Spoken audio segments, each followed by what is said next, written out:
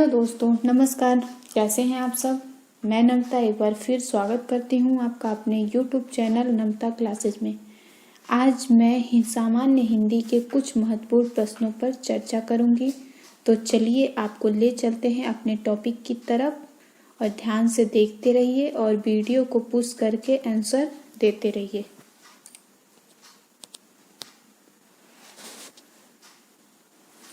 पहला क्वेश्चन है, हिंदी में जिन वर्णों का उच्चारण करते समय केवल श्वास का प्रयोग किया जाए उन वर्णों को क्या कहते हैं। हिंदी में जिन वर्णों का उच्चारण करते समय केवल श्वास का प्रयोग किया जाए उन वर्णों को क्या कहते हैं। तो जल्दी से बताइए क्या कहते हैं।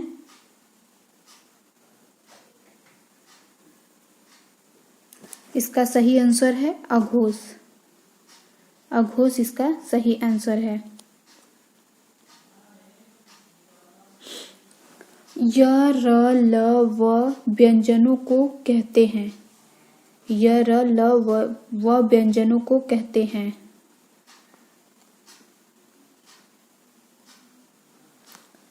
इसका आंसर बताइए जल्दी से। आंसर है इसका अंतस्थ व्यंजन। तीसरा क्वेश्चन हमारा है, निम्नलिखित में से ओष्ठ ध्वनि कौन से हैं। तो हम जानते हैं कि क वर्ग को कंठ ध्वनि कहते हैं, च वर्ग को तालव्य ध्वनि कहते हैं, ट वर्ग को मूर्धन्य ध्वनि कहते हैं, त वर्ग को दंत ध्वनि कहते हैं और प वर्ग को ओष्ठ ध्वनि कहते हैं। तो इसमें कौन सा होगा। फ, क्योंकि प में आता है फ, तो फ इसका सही आंसर है ओष्ठ ध्वनि। निम्नलिखित में से कौन सा घोष वर्ण है। घोष वर्ण कौन सा है। जैसा कि हम जानते हैं कि वर्ग का पहला दूसरा अघोष होता है और तीसरा चौथा पांचवा सघोष होता है। तो इसमें कौन सा होगा जल्दी से बताइए। म, इसका सही आंसर है म।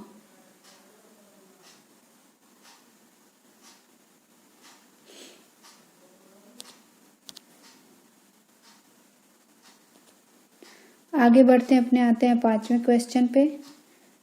जिन शब्दों के अंत में अ आता है उन्हें क्या कहते हैं। जिन शब्दों के अंत में अ आता है उन्हें क्या कहते हैं। अनुस्वार, अयोगवा, अंतस्थ, अकारांत। सही आंसर क्या है अकारांत। जिन शब्दों के अंत में अ आते हैं उनको अकारांत कहते हैं। तो इसका अकारांत द सही है। छठवां क्वेश्चन, निम्नलिखित में से वर्ण व्यंजन नहीं है। व्यंजन स्वर तो आपको पता ही होगा, तो जल्दी से बताइए इसमें कौन सा व्यंजन नहीं है। तो इसका सही आंसर है अ। उ जो है वो व्यंजन नहीं है, ये स्वर है। ख र य ये व्यंजन है। सातवां, कौन स्वर नहीं है। स्वर देखिए इसमें कौन से नहीं है। आंसर इसका है द। ब जो है वो स्वर नहीं है, ये व्यंजन है। हिंदी भाषा में आठवां क्वेश्चन, हिंदी भाषा में मूलतः वर्णों की संख्या कितनी मानी जाती है। हिंदी भाषा में मूलतः वर्णों की संख्या कितनी मानी जाती है। आंसर बताइए।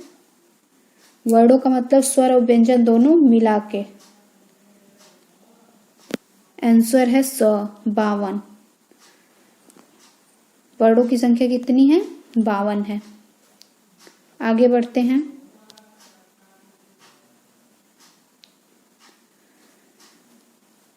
तो आगे है 9वां क्वेश्चन, निम्नलिखित में से कौन सा वर्ण घोष है। जैसा कि मैंने बताया है कि पहला दूसरा अघोष होता है और तीसरा चौथा पांचवा घोष होता है। तो बताइए कौन सा घोष है। इसमें सी, मतलब स सही है, द वाला। द जो है वो घोष है। बाकी प त फ, देखिए पहला आता है प फ, मतलब पहला और दूसरा हो गया, ये घोष अघोष हो गया, त अघोष हो गया, द तीसरे नंबर पे आता है, त थ द, तो ये घोष हो गया। अब बढ़ते हैं अगले क्वेश्चन की तरफ।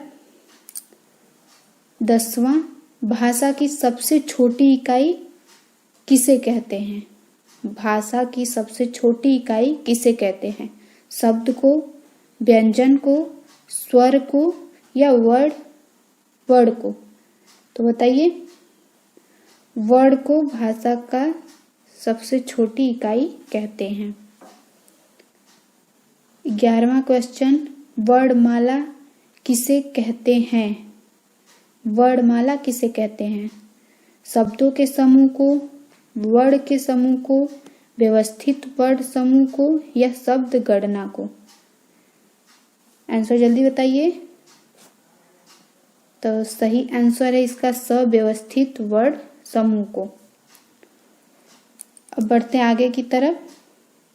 इसमें बताइए, निम्न में से कौन सा विराम चिन्ह का प्रयोग नहीं है?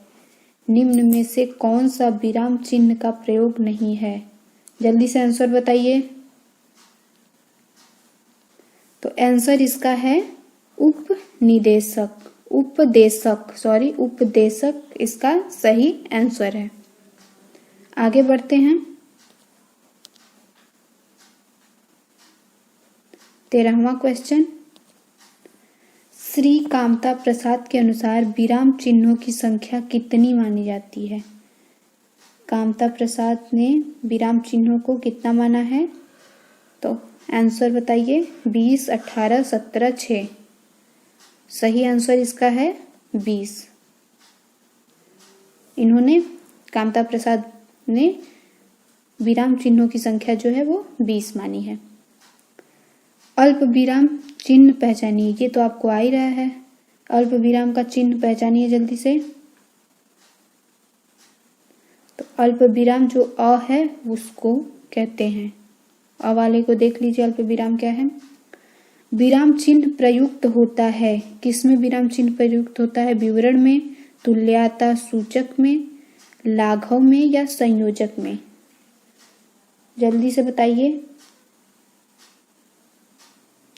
आंसर है संयोजक में। संयोजक में विराम चिन्ह प्रयुक्त होता है। 16वां क्वेश्चन, विराम चिन्ह का अर्थ है, विराम चिन्ह का अर्थ क्या है? चलना, ठहरना या रुकना, बिछुड़ना या स्वर? तो सही आंसर है इसका ठहरना या रुकना। 17 क्वेश्चन हमारा है, जहां वाक्य की गति अंतिम रूप से ले विचार के तार टूट जाए वहां किस चिन्ह का प्रयोग होता है? योजक चिन्ह, अल्प विराम चिन्ह, उद्धरण चिन्ह या पूर्ण विराम चिन्ह? सही आंसर इसका क्या है? इसका सही आंसर है पूर्ण विराम। आते हैं अगले क्वेश्चन की तरफ। श्री कामता प्रसाद गुरु के अनुसार विराम चिन्हों को किस भाषा में लिया हुआ माना जाता है? किस भाषा में लिया हुआ माना जाता है? अरबी, अंग्रेजी, फ्रेंच, चीनी? सही आंसर है अंग्रेजी। आगे बढ़ते हैं। 19वां क्वेश्चन, समानाधिकरण शब्दों के मध्य में किस विराम चिन्ह का प्रयोग होता है? आंसर जल्दी से बताइए। समानाधिकरण के शब्दों में, शब्दों के मध्य किस विराम चिन्हों का प्रयोग होता है? अल्प विराम। इसका ब आंसर सही है, अल्प विराम। वाक्य में जब एक ही प्रकार की कई संज्ञाएं आए तो उनके बीच किस प्रकार का विराम चिन्ह का प्रयोग होता है? आंसर बताइए। उनके बीच अल्प विराम का प्रयोग होता है।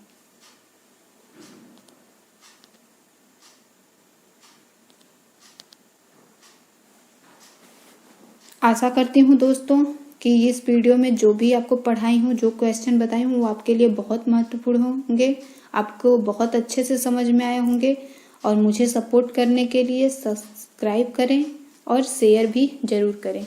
धन्यवाद।